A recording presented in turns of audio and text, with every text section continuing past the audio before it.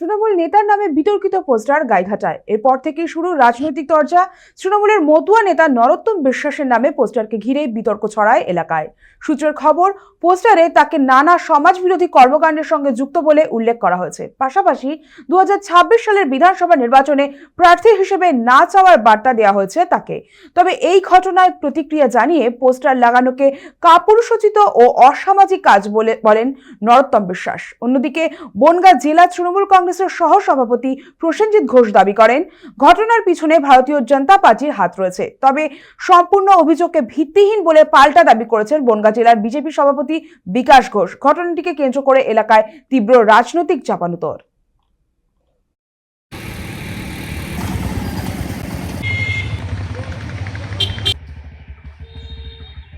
প্রথমত আমি দলের কাছে কখনো টিকিটের দাবি করিনি। এটা দল ঠিক করবে কে টিকিট পাবে কে পাবে না। দ্বিতীয়ত, কেউ রাতের অন্ধকারে পোস্টার লাগালে এর জন্য আমি দলকে দায়ী করব না। প্রকৃত একজন যে কর্মী, যে দলের ভালো চায়, সে কখনো রাতের অন্ধকারে এমন কোনো সিদ্ধান্ত নিয়ে এমন কোনো পোস্টার বা ব্যানার সে লাগাতে পারে না। জোরে বলবো, এটা কোনো কাপুরুষের কাজ। কোনো একজন সভ্য মানুষ, সামাজিক মানুষ কখনো এমন কাজ করতে পারে না। আমার মনে হয় অসামাজিক বললে ভুল হবে, মানে ভাষাটা কম হয়ে যাচ্ছে। একে আমার মানুষ বলেই মনে হয় না। এক ধরনের ব্যাধিগ্রস্ত মানুষ, যারা অন্যের ভালো দেখতে চায় না, পায় না। তবে তারা এটা ভাবছে যে আমি টিকিট পেতে পারি, তাহলে আমার এই 5 বছরের দৌড়ানো সার্থক হয়েছে। যে তার মনে হয়েছে এটা যে আমি টিকিট পেলেও পেতে পারি। এর জন্য তাকেও আমি ধন্যবাদ দিই যে রাতের অন্ধকারে কাজ করেছে।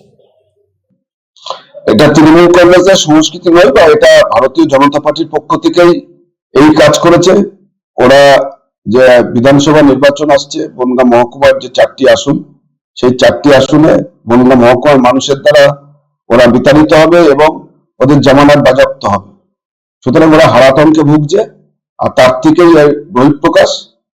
এতে তৃণমূল কংগ্রেসকে কালিমালিপ্ত করার চক্রান্ত করলেও তৃণমূল কংগ্রেসকে কালিমালিপ্ত করতে পারবে না, বা কোনোভাবেই ভাবমূর্তি নষ্ট হবে না। আসন্ন বিধানসভা নির্বাচনে 2026-এ বনগাঁ মহকুমা থেকে বিজেপি একদম গৌহারা হেরে হারাধনে পরিণত হবে। বলতে পারেন এটা পুরো মিথ্যে কথা। দেখুন, এখনো অনেক ভালো মানুষ আছে টিএমসি দলে, টিএমসি যে কর্মীরা অনেক ভালো মানুষ আছে, তারা সত্যিটা বলেছে। আরে টিএমসি নেতা মানে গ্যাজা পাচার, গোল্ড পাচার, গরু পাচার, জমির মাফিয়া, এটা তো সত্যি কথা বলেছে। যেমন কম্বলের লোভ বাসলে কম্বলের কিছু থাকে না, তেমন টিএমসির নেতা গোল্ড পাচার, হিরোইন ব্যবসায়ী এবং গরু পাচার, জমি মাফিয়া বাদ দিলে কোনো টিএমসি নেতা থাকে না, দিয়ে বেড়াবে। ওদের নিজেদের গোষ্ঠীদ্বন্দ্ব আস্তে আস্তে বেরিয়ে আসছে। অরিজিনাল তো টিএমসি নেতারা কি করে, যারা আগে কি করতো দেখুন এখন কি করে। তাদের গলায় দেখেন কুত্তা এরকম শোনাচ্ছেন, এলাকা 2-3 কোটি টাকার বাড়ি মন্দির হচ্ছে, কোথা থেকে হচ্ছে? এইসব ব্যবসা না থাকলে হতে পারে? এটা মানুষ প্রকাশ্যে তুলে, ওদের মানুষ ওদের বিরুদ্ধে প্রশ্ন তুলছে। সত্যি কথা বলছে।